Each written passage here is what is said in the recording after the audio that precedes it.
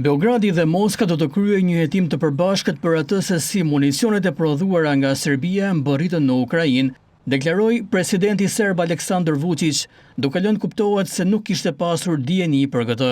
Presidenti Vučić deklaroi për televizionin shtetëror RTS se kishte biseduar për eksportet e armëve serbe në Ukrainë me presidentin e Rusisë Vladimir Putin gjatë vizitës së tij në Moskë më 9 maj dhe i mohoi disa prej akuzave të shërbimeve sekrete ruse. Ne kemi krijuar një grup pune së bashku me partnerët rus për të zbuluar faktet.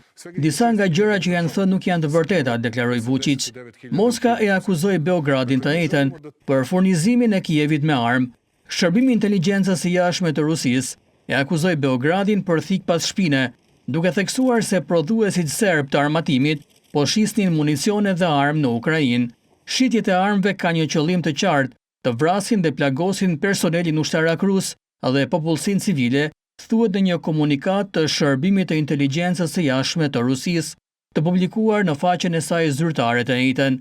Kjo agjenci pretendon se Serbia dërgon armë në Ukrainë përmes ndërmjetësve të NATO-s, duke përfshirë Republikën Çeke, Poloninë dhe Bullgarinë, si dhe disa vende afrikane. Sipas një dokumenti të klasifikuar të Pentagonit, Serbia në vitin 2023 kishte rënë dakord të furnizonte me armë Kijevin, pavarësisht se deklarohet si neutrale ushtarakisht.